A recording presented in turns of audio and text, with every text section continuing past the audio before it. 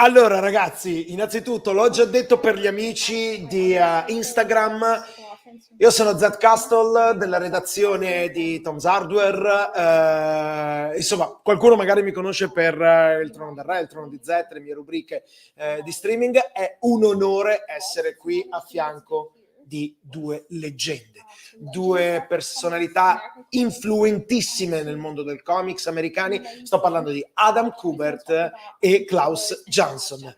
Vedete qui solo due esempi della loro carriera, in questo caso c'è The Last Son di Jeff Jones, Richard Donner, e abbiamo poi il capolavoro eterno che è Il ritorno del Cavaliere Oscuro di Frank Miller con Klaus Janson e Lynn Varley. Quella che stiamo per fare è un'intervista esclusiva, loro saranno ospiti del Lake Como Art Festival questo weekend. Sono passati qui in negozio, grazie anche a tutta l'organizzazione che mi ha chiamato per moderare questo incontro, per fare questa intervista, e per me è veramente un onore. Guys, you ready for the interview? Thank you to be here. It's an honor for me and for all the Italian people that I represent right now. Okay? Thank you for having us. Lui ringrazia me. Vabbè, ok, partiamo molto bene. Allora, the first question is pretty straightforward. Do you realize you are two legends in world of comics? I mean, the whole shop is filled with books you either designed or inked. How do you feel about it, especially when you think about your past activities, your career?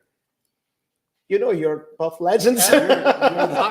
Klaus. I feel very lucky. I feel very fortunate, and I feel very grateful that I'm still alive and working. So I'm very happy to be here. I'm very happy to be working, and I love seeing the fans and their reaction to the work that both of us have done. Francesca, beh, si è capito benissimo perché parla meravigliosamente, ma... Sì, dice di essere fortunato e riconoscente di essere ancora vivo, fortunato e riconoscente di poter lavorare e di adora vedere i fan e le loro reazioni alle convention a cui partecipa. Perfetto. Adam, grazie, se gli passi il microfono così... Oh, okay. Well, I'd have to say that I'm humbled and flattered by what you say, calling me a legend, and you know, and it's not false modesty to say that I don't feel that way. I love to sit home and draw. I learned from one of the best guys around, and you know, I don't feel that way. This feels funny. This feels weird to me. I'm more at home behind my drawing table, doing my work.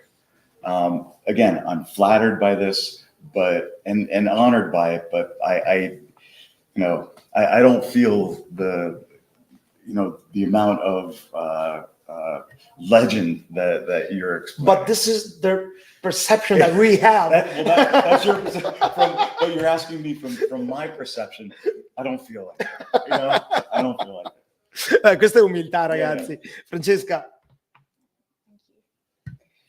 Sì, diciamo che non si sente, è molto lusingato di essere chiamato una leggenda e onorato, ma non si sente assolutamente una leggenda. Tutto quello che fa è disegnare ed è molto strano per lui sentirsi chiamare in questo modo. Per lui è assolutamente una normalità essere un disegnatore. To shift the angle of the conversation a bit, but not too much, let's talk about cinema and cinecomics. Do you think that the movies from the Marvel or DC universe contributed to implement the visibility of superheroes on a worldwide mass scale level? And furthermore, do you think they are representative of the comics they're based on? So I think about Batman versus Superman, Dawn of Justice, and the fight between Superman and the Batman. That you inked. Or Wolverine Origins, for example. So what you can say about it? You know, I think that the Marvel movies were very smart to follow the comics in the sense that they followed the what would you say it? The common universe, that all of the characters live in the same universe, which was Stan Lee's idea.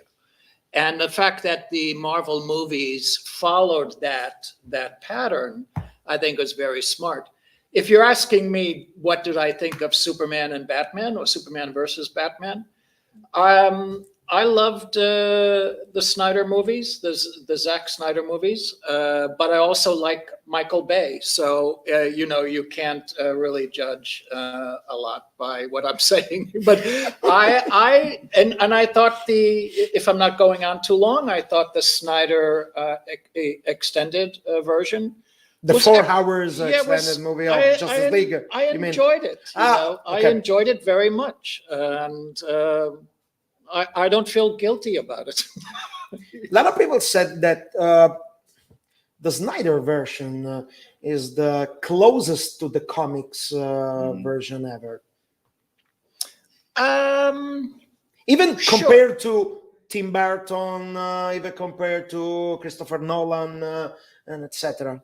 Well, what the movie had in common with comics was that the movie was over the top, in the same way that comics were over the top. The Tim Burton movies were a little less extravagant. But I love the Burton movies too. So, I think a lot of people who spend their time criticizing what the movie is not are making a mistake. It is what it is, and I'm okay with it. I understand. Thank you. Francesca sta facendo un lavoro pazzesco, raga, veramente. Ecco, io do sempre per scontato che, insomma, le domande che stiamo ponendo cerco di dirle abbastanza, insomma, in maniera scandita in inglese, ma insomma, credo che tutti quanti voi capiate poi il senso della domanda.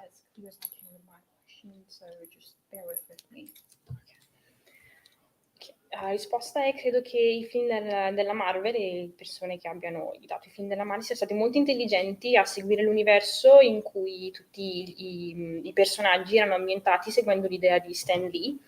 E se mi chiedete quale sia la mia opinione su Spider-Man vs. Batman, Su Superman vs. Batman, Superman certo. vs. Batman, mi sono piaciuti sia i film di Zack Snyder e quello di Michael Bay, anche quella versione estesa del film di Zack Snyder, e non mi sento assolutamente in colpa. He doesn't feel guilty. E credo che sia il film che il comics, il fumetto, siano stati entrambi over the top, mentre il film di Tim Burton è stato meno stravagante. E per ultimo aggiunge che chi critica i film, o meglio quello che i film non sono nella realtà, sta semplicemente facendo un errore, perché i film sono esattamente quello che sono, un film. Adam, it's your turn. Okay. What do you think about this Marvel Cinematic Universe? I'll just take the microphone. Oh yeah, sorry about that. No problem. I keep forgetting. I guess I would say the movies, how it has changed for me is the notoriety that is brought to the source material, which is us. We are where it started. Not me, just Klaus and I, but the comic book creators are where the ideas come from. But it's only until the movies. I mean, if they were lousy movies, they wouldn't be as popular as they've become. They're good stories, well told, fun to watch, entertaining, intertwined, and that's what makes a franchise successful and popular. If they were lousy movies, we wouldn't be sitting here right now talking about it. But they're great. And that's movies. the things that make comics. Right. That's the thing that makes the comics so yeah. good. Not only that, but the technology has caught up with our imagination. Movies can do whatever we imagine, providing there's a budget to pay for it. When Klaus and I sit down to make a comic book, we could do whatever we want. Yeah, no budget. Comes right out of here, down to here. Movies are the same way these days. So that's the technology and the source material, I think, are the reasons that and the passion that people have, that everyone in this room, that you and I have for what we do, is expressed in the cinema, in the comics, and I think that's, you know, and I think that's why a lot of fans are attracted to that, because, you know, after all, now it's cool to be a nerd. The comic book conventions are going crazy, you know. It's a whole, you know, it's like our time in the limelight. I hope it continues, but if it doesn't, you know, I'll keep doing what I'm doing. Yeah, I understand. Ok. Francesca, allora, a parte il fatto che dovete sapere che ogni volta che un artista americano arriva qui da noi è sempre molto gentile a parlare in una maniera perfetta, pulita. Quasi non ci sarebbe bisogno della traduzione, ma ringrazio Francesca per questo. Allora, raccontaci un po' cosa ci ha detto Adam.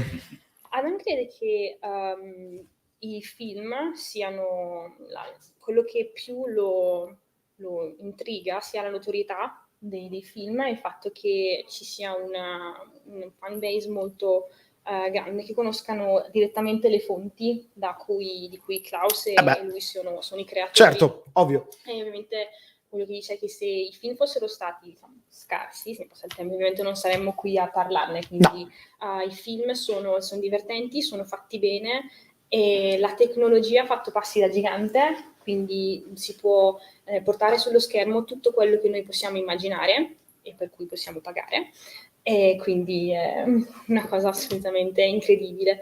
E un altro aspetto molto, molto importante su cui si è soffermato è anche la passione che accomuna non solo i lettori, non solo chi guarda i film, ma anche tutte le persone all'interno della stanza che sono qui in questo momento, e il fatto che oggigiorno sia assolutamente ok, cool, di essere nerd, quindi dal suo punto di vista, se la cosa dovesse continuare bene, altrimenti dice io continuerò a fare il mio lavoro.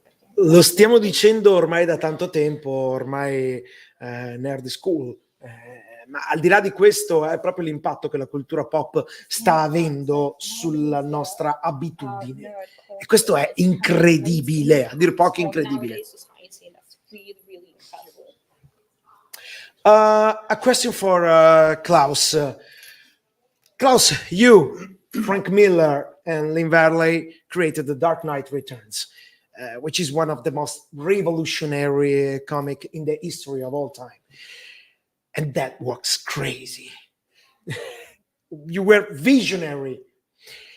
After all that, do you think it's still possible to create something on the same level as The Dark Knight Returns? In these days, are we able to make another revolution in the comic? I think that the answer is yes, but I think that the next revolution will not come from DC or Marvel. I think that the next revolution will come from young artists, young writers who will publish their own work, who will crowdfund their work. I think that we're at a point where the corporations that own Marvel and DC have a desire to play it safe. And in 1985 and 1986, when Frank and the people at DC wanted to do something radical, Dark Knight came from that. And radical is not safe. And I think we're in a period of time when the major companies are playing it safe. We need to look at independent publishers, and we need to look at younger artists and younger writers who are entering the field. Beh, ha detto una cosa pazzesca, Francesca, ti prego, perché veramente questo concetto è molto importante. La risposta è sì, ma credo anche che questo non avverrà tramite i canali Marvel o DC, ma dai giovani scrittori che potranno pubblicare le loro opere o faranno in modo di raccogliere fondi per pubblicare le loro opere. Negli anni passati, quando il Cavaliere Oscuro è stato pubblicato, c'era una voglia di rivoluzione, e in questo momento rivoluzione non è sinonimo di sicurezza, di fare qualcosa di che sicuramente venderà. Quindi se vogliamo qualcosa di questo livello dobbiamo sicuramente puntare sui giovani artisti. That was a very good answer. Thank you. Ma è una cosa bellissima perché prima, signor, poi intanto tradurre, parlavamo con Klaus, per esempio, che abbiamo qualche conoscenza in comune, come per esempio James Harren, che è stato un suo studente, e parlavamo anche delle connection con un altro relativamente giovane artista, cioè Daniel Warren Johnson, e tutti hanno avuto in qualche modo a che fare con Klaus Janson. E mi piace quell'atteggiamento, quel modo con cui lui ha raccontato delle storie legate ad entrambi, proprio vedendo proprio il futuro in loro.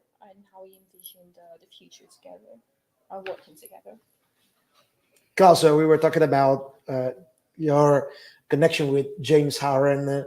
Oh, yeah. Yeah.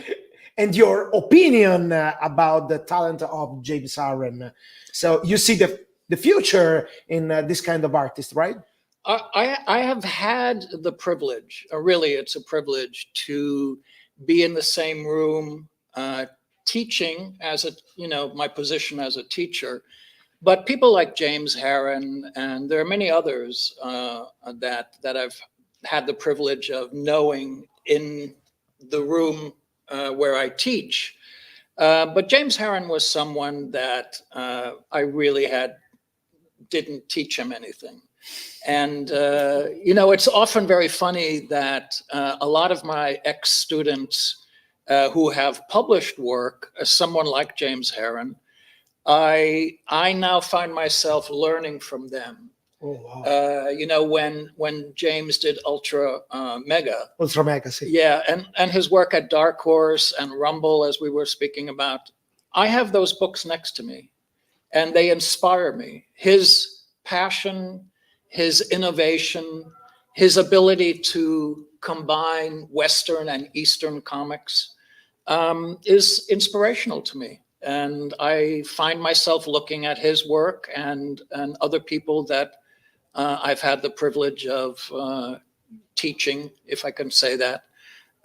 So I'm extremely happy for someone like James Harren and the success that he's found. I can't tell you how happy I am for him. So when you speak about the future of the comics, you mean artists like James, like Daniel, like Donnie, or other young artists? Yes, very much so. I mean, I think under 30. Under what? Sorry? Under 30 years. Yes, they're often very, very under young. 30 years. Yes, they are. That's right. And I think that is where the future lies. I think people like myself are still, I feel very fortunate that I have something to say and that I can still contribute. But the real passion and the real energy is going to come from people that are under 30. Comics has a very interesting relationship with rock and roll. You're not really going to get a great album from the Rolling Stones anymore, right? You need to look at Bad Bunny. Okay. That's where the future lies, and it's the same with comics. Francesca, hai un fiume. Si diceva, mi sento privilegiato ad essere stato nella stessa stanza di James e di avere, così come di tanti altri ragazzi a cui ho potuto insegnare, anche se adesso il processo è più l'opposto, nel senso che mi sento che siano loro ad insegnare a me, abbiano sempre qualcosa da insegnarmi, tant'è che quando James ha pubblicato il suo libro io avevo Ultra Mega, io li avevo al mio fianco e quello che mi... E anche Rumble, sì, Rumble, certo. esatto, è quello che mi rende estremamente interessato è vedere la loro passione e la loro innovazione, come sono in grado anche di combinare, in questo caso James, i fumetti dell'est Europa con quelli orientali con quelli americani. E sicuramente bisognerà guardare alle future generazioni, persone con meno di 30 anni, indicativamente. Che il futuro è lì. Il futuro è lì. Certo. E, anche se si sente molto molto onorato di poter avere ancora un'opinione, dire la sua sul mondo dei fumetti e di poter contribuire. Quindi. Can I add something to that? I have a question about teaching for you, I would but just like to add on Yeah. that concept. get the mic. And I'll keep it close. Thank you. I mean, we can look forward to new material from younger people, but what also drives innovation and creativity is technology. New ways to tell stories, new ways to deliver new stories, new ways to draw new stories will create new opportunities for the creative person. Speaking for myself, I'm always looking for a new way. I hate doing the same thing twice, and I always look for new ways to tell a story, or the next thing that might be a fun opportunity to give it a shot and give it a try. So on one hand, yes, it's the young people who have grown up with this technology now, but it's the seasoned people that are also interested in trying new things and developing what they already have, developing it further. Yeah, got it. Allora, c'è una dimostrazione di umiltà veramente incredibile in questo, e non è neanche scontato, cioè, sentire questo tipo di parole. Vorrei che fosse veramente molto chiara questa cosa qui.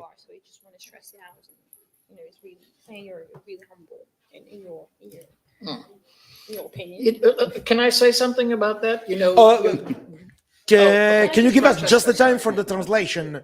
Go ahead, Francesca. Sì, a me stava giustamente aggiungendo il fatto che è giusto puntare sui giovani, ma ci sono anche molte altre persone della loro età, Klaus e Adam, che vogliono comunque sperimentare cose nuove, quindi Adam diceva che non gli piace fare la stessa cosa 2 volte, quindi è sempre pronto a sperimentare. Un punto cruciale è la tecnologia. La tecnologia ci permette di trovare nuovi modi per raccontare una storia, nuovi modi per disegnare, quindi è assolutamente importante anche puntare su quello e non, sminuire anche l'importanza di persone non sotto i 30 che comunque vogliono innovarsi e sempre cercare di migliorarsi. I was just going to say that it's Adam's humility that keeps him pushing the boundaries and coming up with new stuff and learning all the time. And not everyone has that attitude. So I give Adam a lot of credit for that. Bello. Vabbè, se volete piangiamo tutti assieme. È molto semplice tradurre, ma prego, Francesca. Sì, è l'umiltà, quello che dice, che è l'umiltà di Adam, quello che ci spinge ad andare oltre, che quindi dobbiamo tutto ad Adam e alla sua umiltà. A question for you about teaching. Since the boost of readers in the world of comics, there appeared a lot more of authors and artists in the business. And it's also due to the web. As a teacher at the Joe Kubert School of Cartoon and Graphic Arts, the school your father built, what's the role of a teacher in a job like this? And do your students read comics like you did? First I have to say... the mic, sorry. Oh, yeah, sure. E questo è importante perché ho chiesto veramente se i suoi studenti leggono comics come li ha letti lui e quindi sono belli bombardati. My wife's laughing. First I have to say I'm no longer with the school. Yeah. I no longer teach there, but I did teach there for 20 years and happily to say so. What was your question again? What's the role of a teacher in a job like this? To help open their eyes.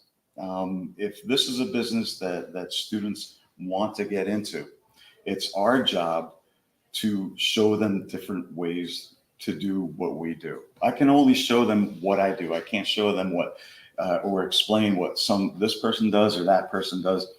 If I'm given a story, this is the way I would lay it out and draw it and tell the story. It's also to explain to them that it's not an easy job.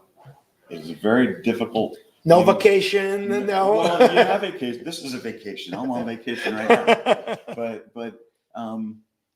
it's a very. I mean, you think you work at home, you make your own hours.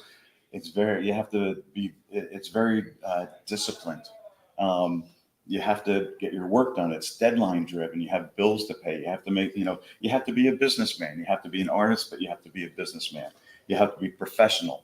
You have to call people back. You can't hide behind your computer and not answer emails. You have to produce the best work you can in the time you have.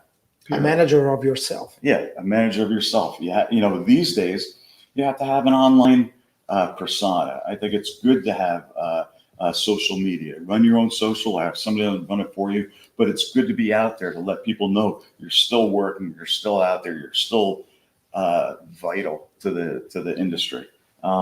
This is a great way to get out there. Going to conventions is a good way to get out there. But, and these are all things that I touch on with students. It's not just a matter of sitting at home and drawing, because you sit at home and draw for a worldwide audience. You're not just sitting home, by yourself. There's everybody watching you, because whatever you publish, everyone will see forever. So you have to be aware of what you're doing and how that follows you through your whole life. It's much bigger than just, throwing a comic book. I realized that. I'm not going. Ok, per prima cosa ci tiene a specificare che non insegna più, sebbene abbia insegnato per 20 anni, quindi piace essere chiamato insegnante. Per quanto riguarda il ruolo di un insegnante, direi che la cosa più importante è aiutarli gli studenti ad aprire gli occhi e mostrargli diversi modi per fare le cose, quindi per quello che significa essere un artista. Quindi per esempio quando un ragazzo va da lui, fa vedere come Adam creerebbe lo sketch e tutta la storia. Allo stesso tempo è molto importante spiegare agli studenti che non è un lavoro facile. Uno si immagina che semplicemente lavorando da casa e essendo il capo di se stessi uno possa stabilire i propri orari, sia un lavoro facile. In realtà non è per niente così. Bisogna anche tenere presente che stiamo lavorando per gli altri, quindi bisogna rispondere alle mail, bisogna creare contenuti, quindi anche sui social, e far vedere che ci stiamo lavorando, esatto, essere sul pezzo. Un buon modo è anche quello di andare alle convention, quindi mostrarsi in pubblico, e quindi bisogna rendere gli studenti consapevoli di quello che essere un artista vuol dire a 360 gradi. Can I say just one other thing? Yeah. Just comes to mind. I just want to say, yes, I can teach you how to draw Spider-Man. I can teach you how to draw Thor. I can teach you how Thor will throw and hammer and how he'll catch it. But what you have to learn yourself is that you have to get these done on time, every month, every week, every day, and collect the check, put it in the bank, pay your bills, and do it all over again. So it's, it's more to it than just, how to draw Spider-Man. Dopo speriamo che ci insegni veramente a disegnare Thor che lancia Mjolnir, ma vabbè. Prego. Sì, il concetto è che vi può insegnare le tecniche, quindi può insegnare a disegnare Spider-Man, può insegnare a disegnare Thor che lancia il martello, ma quello che poi deve restare è il fatto che sia un lavoro che ti impiega, che ti prende tutti i giorni, quindi una volta che hai disegnato devi andare in banca, prendere il tuo assegno e il giorno dopo ricominciare tutto da capo, perché non è scontato.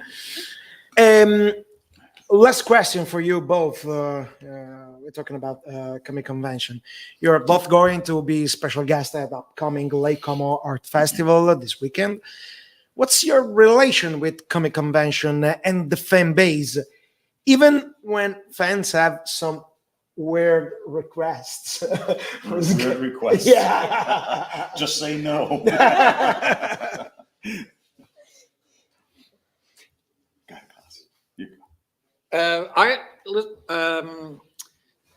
I started going to conventions maybe more about 10 years ago, and I find them to be interesting, to use one word.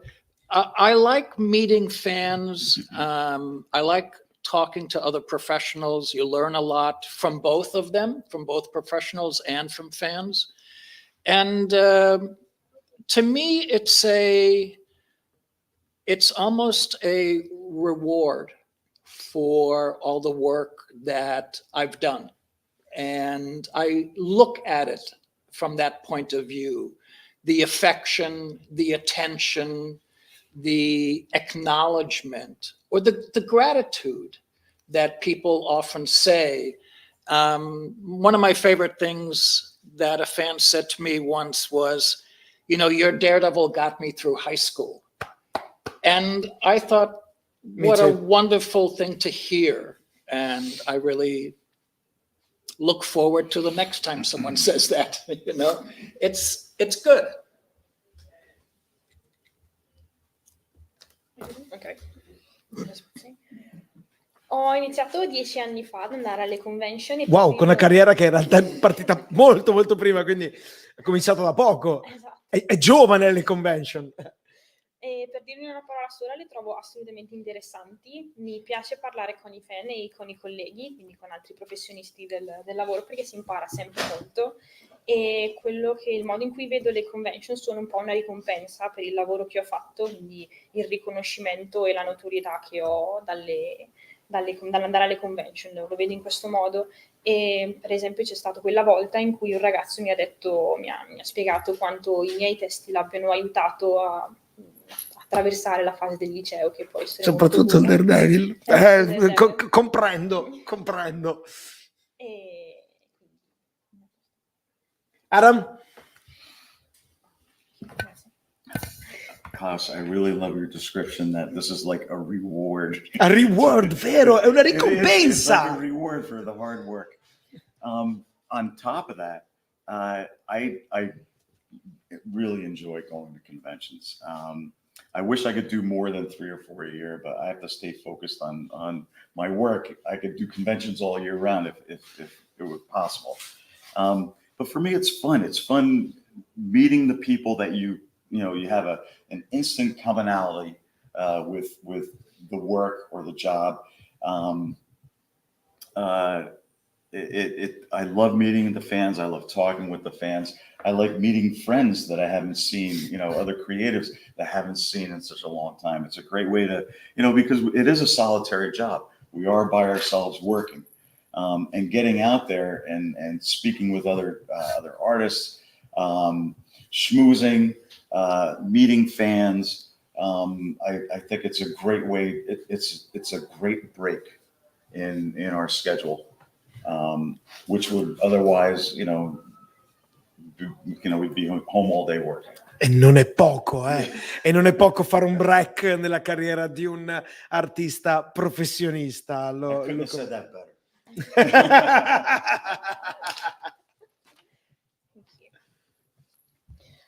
In aggiunta a quanto detto precedentemente, direi che mi diverto tantissimo alle convention, vorrebbe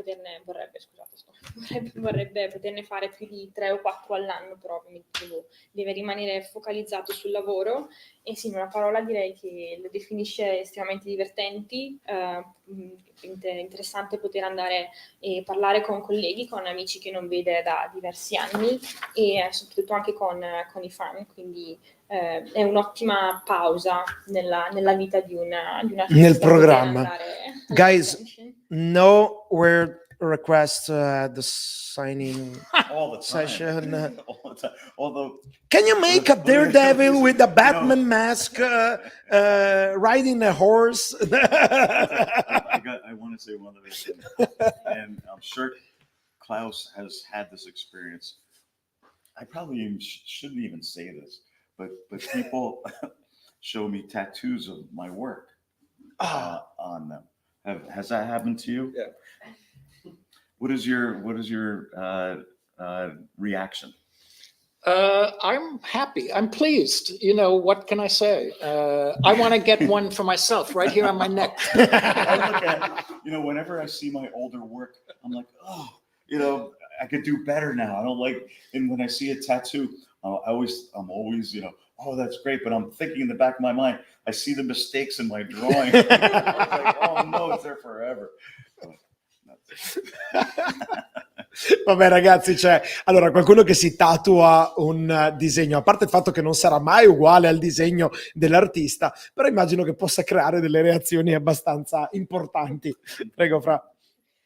Sì, parlava del fatto che molto spesso i fan vengono a mostrare tatuaggi dei loro lavori, è successo ad entrambi, quindi la reazione iniziale è quella di fa piacere a vedere i loro lavori sul corpo degli altri, però allo stesso tempo c'è un occhio critico che va ad analizzare gli errori, quindi nel momento in cui vedono tatuaggi dicono molto bene, però lì c'è un piccolo errore. Beh, più che altro è, oh, che bello il tuo tatuaggio, ma che cavolo ho disegnato che avevo una... capito. Klaus, Sir. the weirdest one request ever? Bondage. Oh, damn. Sorry. About Daredevil, Batman, what kind of subject? Electra. Electra. I said no. No, please. Allora, adesso comincia la signing session di Adam e Klaus. Abbiamo qui proprio le copie appunto di Lesson, di Jeff Jones e Richard Donner con i disegni di Adam Kubert. Abbiamo il ritorno del Cavaliere Oscuro, ovviamente, di Frank Miller, Klaus Janson e Lynn Varley. Abbiamo le litografie esclusive proprio per questo tipo di evento. Io vi ringrazio con tutto il cuore, soprattutto per aver mostrato proprio, io vi vedo come delle leggende, continuo a percepire questo importante peso, ma mi avete mostrato l'umanità, l'umiltà che grandi artisti come voi sanno esprimere, e per questo avete veramente tutta la mia gratitudine. Avete reso il mondo dei fumetti ancora più bello di quanto non lo sia mai stato. That is very nice of you to say, by the way. Thank you. My pleasure, my pleasure. Signore e signori, Adam Kubert, Klaus Janson, la nostra bravissima Francesca, io il vostro umile Zeth Castle, qui dal Games Academy Fanside di Brescia. Ecco, giusto. Ragazzi, è stata una cosa bellissima, li potete incontrare qui a Brescia e poi questo weekend, per chi sarà fortunato, al Lake Como Art Festival. Thank you guys. You're welcome. Thank you. Thank you. Bye. You did a great job. Thank you. Siamo ancora in diretta a Instagram. That was tough. Allora, ciao ragazzi che ci seguite su Instagram.